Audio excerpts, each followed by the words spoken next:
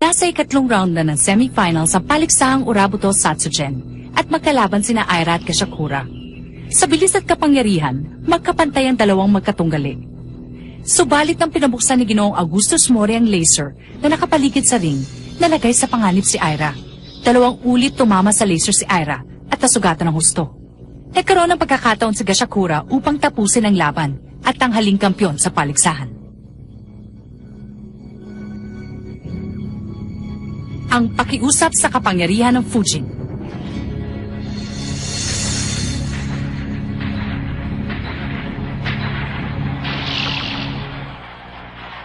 Aira! Ate Aira!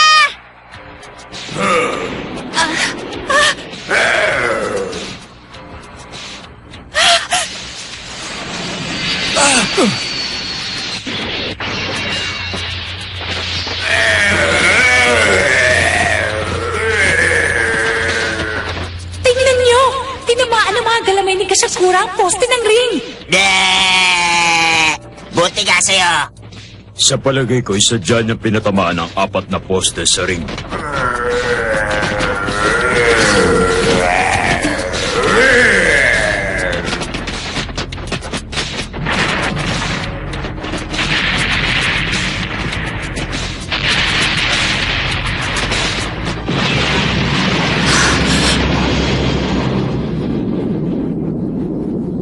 Ang buong laser net.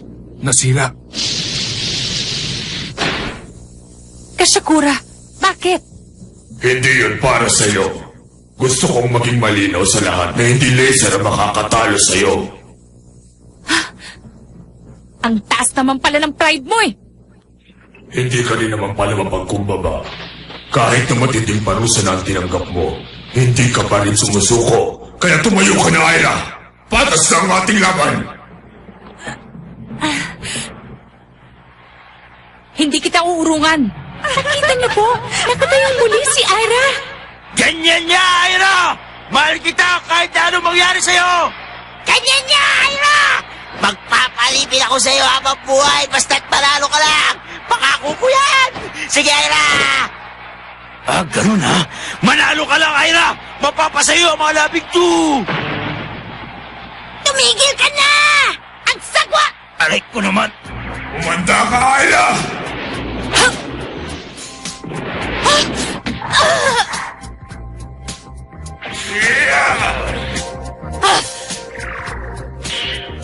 Etong sayo!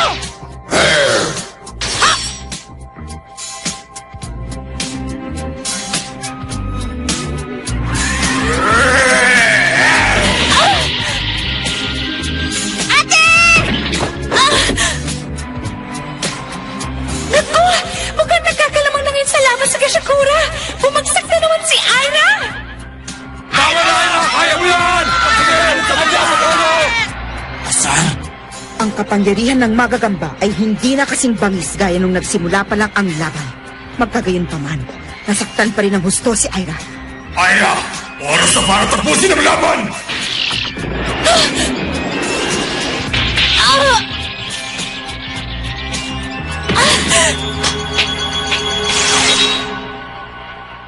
Ang kasinutsume!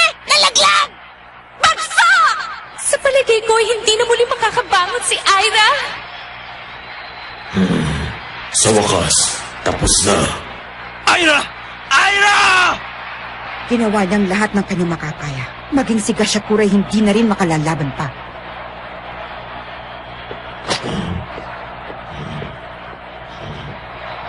Kahanga-hanga pa rin ang ginawang pakikipaglaban ni Aira.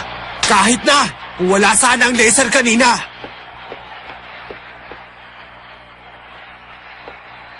Sa kalagayan din ni Aira, hindi na po siya Ha?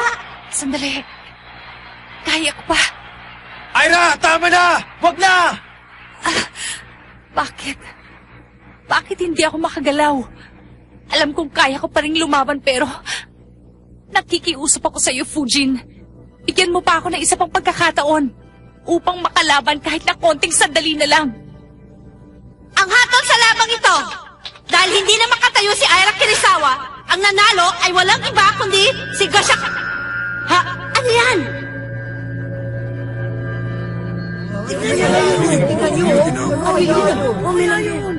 Ha? Ang Fujin, tingnan nyo! Ang mga bato ng Fujin kumikinang. Hindi ko akalain. Imposible!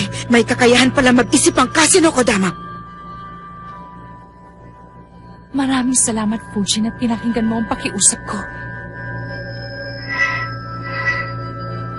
Eh, di kung ganon, pipilitin ko makabangon para makalaban.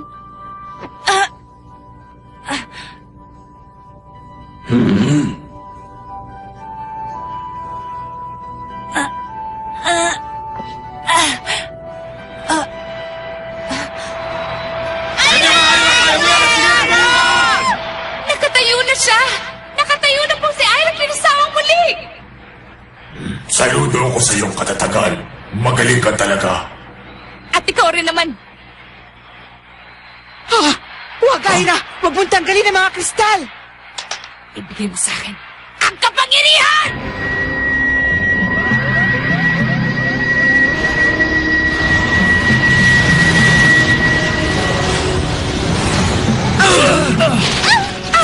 Mga kaibigan, isang malaking ipo-ipong ginagawa ngayon ni Aira. Demi, mikropono ko yan! Napakalakas po ng hangin! Ang kristal na yon, ang humihigop na lahat ng hangin. Ano na po bang nangyayari, Inay? Sila ang Kasino Kodama. Kasino Kodama? Ang Fujin ay may isang pangunahing bato at napapaligiran ng 4 na maliliit na kristal. Subalit nang matagpuan ko ito, ang pangunahing bato ay nawawala. Kapag nawala ang pangunahing bato ng isang mahiwagang sandata, nawawalan ito ng kapangyarihan. Pero ibang nangyari sa Fujin. Ang bawat kristal ay may sariling kapangyarihan, kaya't nagagamit pa rin niya ito kahit nakulang ang isang bato. Ang maliliit na kristal o Kasino Kodama ay maaaring gamitin kahit nag-iisa. Subalit kailanman ay hindi ko sinabing tungkol dyan kay Aira. Paano niyo nalaman? Naging likas kay Aira ang paggamit ng kanyang Fujin. Pinaghirapan niya ng gusto bago niya nakamit ito. Hindi ko alam kung anong kapangyarihan ng mga maliliit na kristal. Hindi ko rin alam kung babalik pa ito kapag nagamit ng minsan. Sa kalagayan niya ngayon, nilalagay niya ang kanyang sarili sa panganib. Maaaring may natitira pang lakas. Subalit hindi pa rin sapat upang talunin ako. Ako munang tatapos sa iyo bago ka magkaroon ng pagkakataong matake. Sumusugod na po si Gashakura. Mukhang malapit na pong magkatapusan ang labang ito. Tapos ka na, Aira!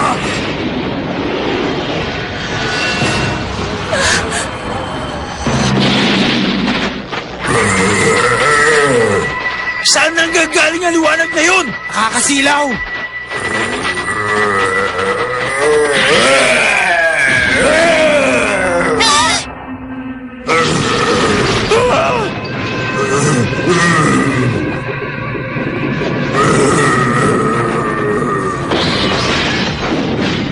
Ha?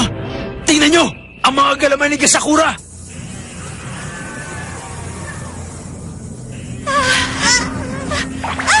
Tuluyan na pong nawasak ang mahiwagang sandata ni Gashakura! Tuluyan na rin kaya siyang natalo ni Aira?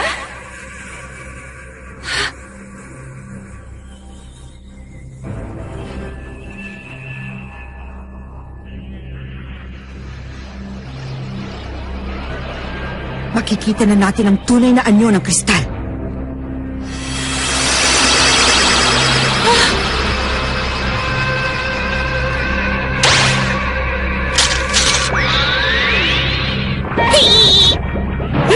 Ano yan? Ayan, ano ganyan?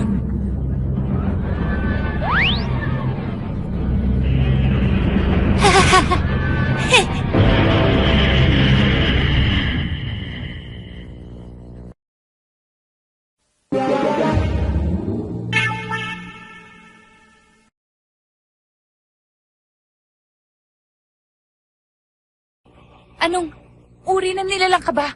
Duda ako sa isang yan. Baka aso o kaya'y lobo. Di balik, cute naman! Heh!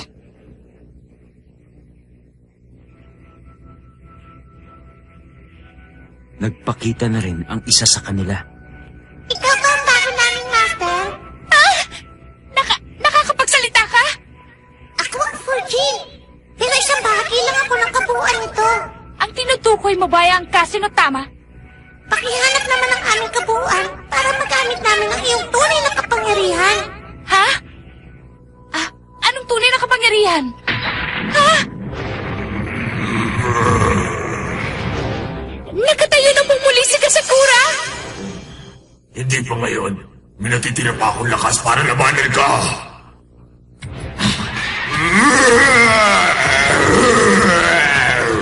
Ibalik mo ako sa kanya! Ha? Tingnan mo!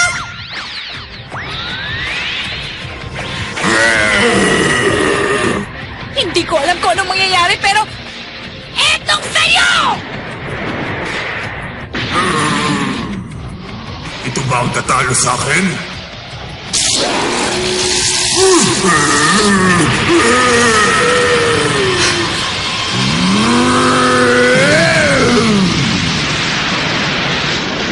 Wow! Ang galing!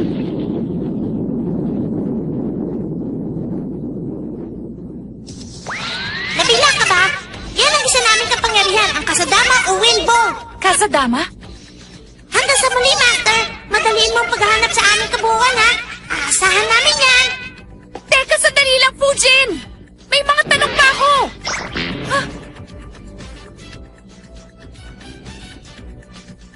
Yun ang kanyang kapangyarihan? Alam ni Aira na hindi lamang yun ang kapangyarihang may bibigay sa kanya ng Fujin. Pero, paano siya lumakas ng ganon? Si Aira ang napili ng Fujin bilang bago nilang master.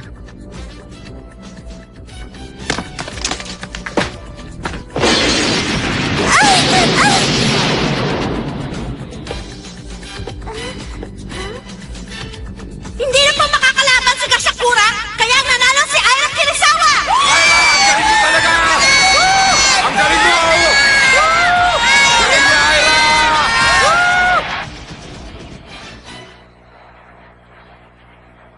Hindi ko akalaing matatalo si Gasakura. Malalakas talaga kaming mga babae. Ibig sabihin, tunay ang kapangyarihan ng Hokage.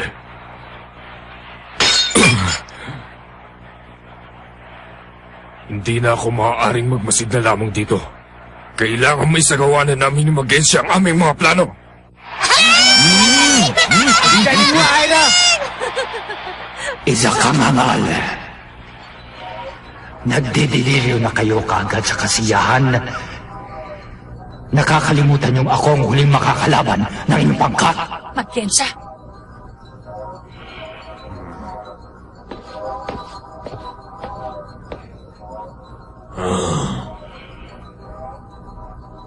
Ako ba'y natalo na? Kuya, Wala ka rin silbi. Teka! Ano ba yan? Hindi ko kayo kailangan sa huling laban ng paligsahan. Napakasama niyang talaga! Pati sa sariling kapatid.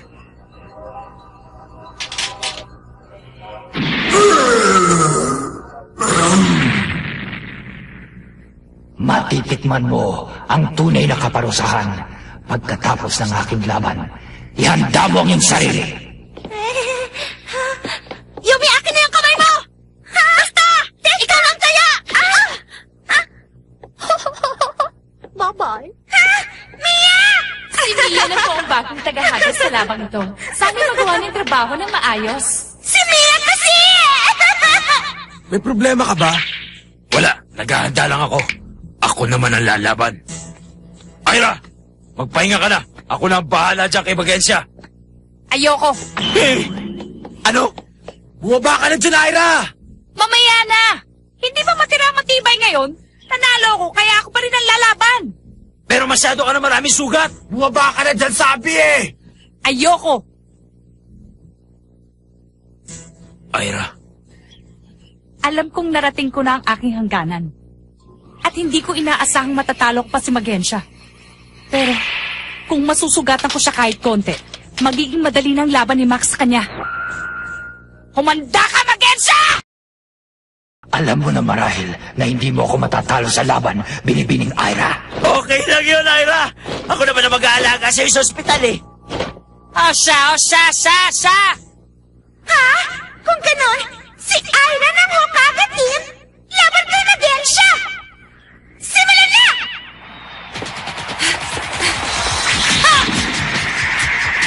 Ayos! Ang bilis! Pwede pang lumaban!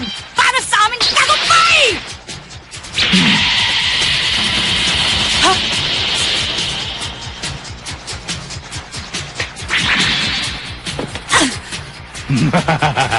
Pasensya ka na kung hindi ako nasaktan, Binibining Ira. Hindi man lang siya nasaktan. Pwede ba yun? Kilalanin ninyo ako. Ako ang pinuno ng Uruhama, si Magensya. Ako ang taong immortal. Taong immortal? Lokohin mo ang lelo mo! Sinungaling! Huwag ka maniwala sa kanya, Ira! Kukunwari lang yan! Reka! Max! Ha? Wala akong tinamaan.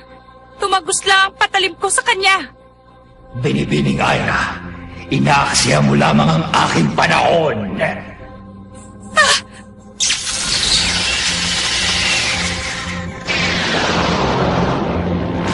Yan ang... Diyan din niya dinala si Sukishiro at Kashamaru.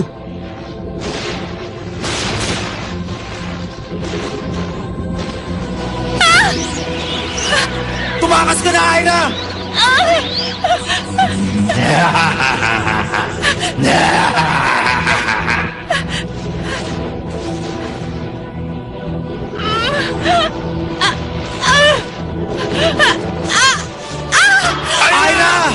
Paalam, Binibining Ira. Wala ka nang magagawa pa. Ira! Bumalik kayo! Kapag nahigot din kayong dalawa, matatalo na tayo. Kailangan makarating sa final sa buong pangkat na Hokage. Pero Ira, Pasensya ka na, Max, dahil hindi na kita matutulungan pa. Alam ko namang matatalo mo siya. Ira!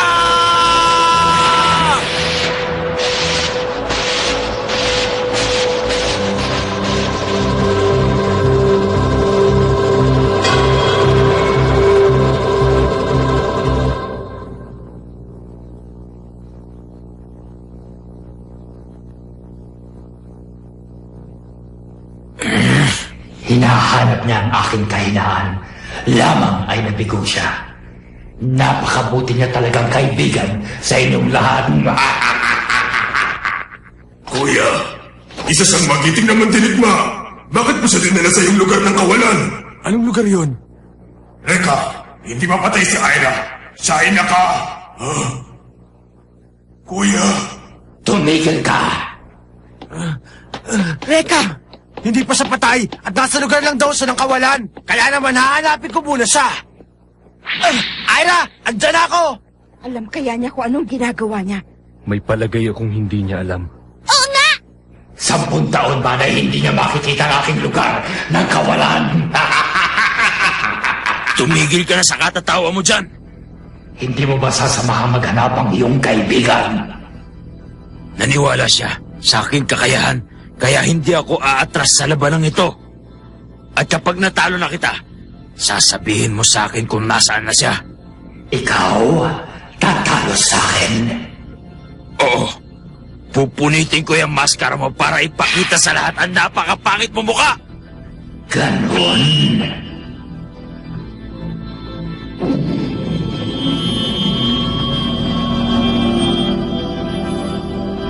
Ano yan?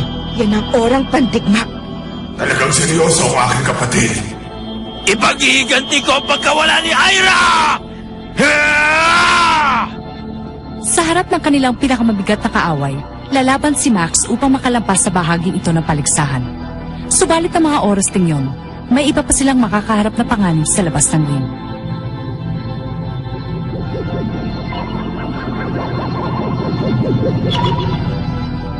Habang ginagamot ni Ana Yanagi ang sugatang si Lorcan, papalapit naman sa kanya ang isang kampon ng kadiliman.